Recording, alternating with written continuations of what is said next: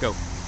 Alright, you know, to me, I think they're really dumbing So, down. first introduce yourself, tell them what you're going to say. Alright, well, I'm Victor, and today we're going to be talking about, you know, D&D, the monsters, how they went from 3.0 to what they're doing now for 4.0 for D&D. So, you know, 3.0 and 2.0, the monsters were definitely 2.0, I think, better. They kept a lot of them true to how they originally were. 3.0 came along, they dumbed down a lot of the abilities and made it, I guess, simple for a lot of people that don't play D&D. 4.0 is coming out and they're really removing a lot of the abilities that a lot of monsters have. Do you think they're doing it to video game system? Yeah, they're keeping a lot of it closer to video games because people want to see things more like movie styles than video games, like Blade, you know, how vampires should be in that, and they're taking out the whole magic behind vampires, which I think is, you know, kind of a buzzkill. Do you feel the magic of vampires lost their magic when they became a player class? I think they did. I think 2.0, when you made your own, I thought was more role-playing and kept it true to the game style. Now, not so much. Like I said, the Baylor, they goofed a lot on its abilities.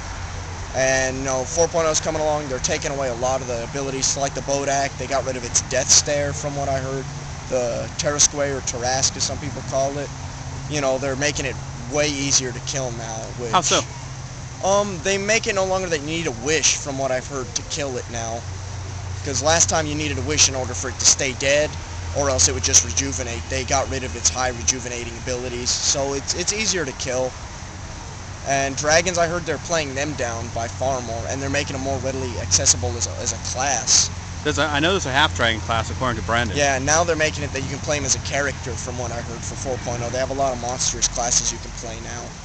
So, you know, to me, it takes out a lot of the fun in D&D, because now everybody's going to want to play a monster, and of course, playing a monster, you can pretty much kill off other monsters because you have challenge ratings for just being the monster itself.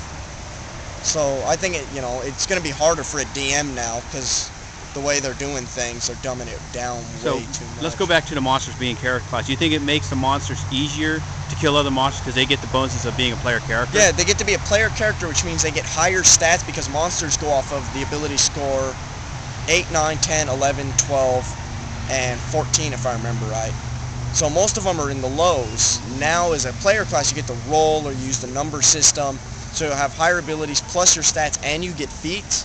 Regular monsters don't have classes, they're just magical beast is their class, or, you know, most of them don't have classes. You put a class in, its challenge rating goes up 1 plus its standard. So do you feel White Wolf had a lot to do with the changeover of, like you were talking about, the vampires? Oh yeah, I think White Wolf played a major role in it.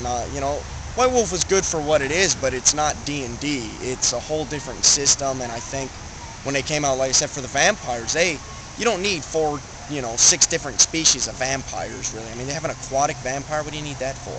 Aquaman? Yeah.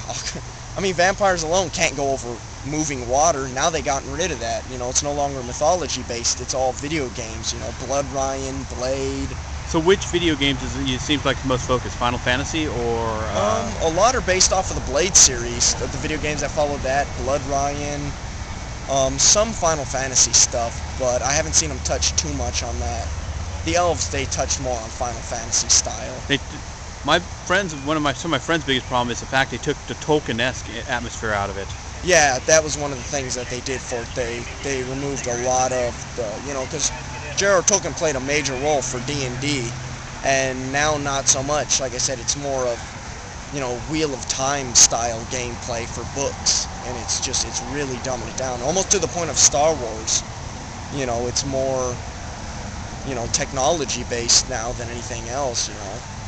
I mean, look what they did with the gnomes. Gnomes were always technology based. They were more pranksters like halflings. Dwarves were more technology based. Now it's the other way around. And that's just a standard class. I mean, most of the monsters, like I said, they've really dumbed down to the point where just about anybody can beat them. So we'll come back next week and get another update on it.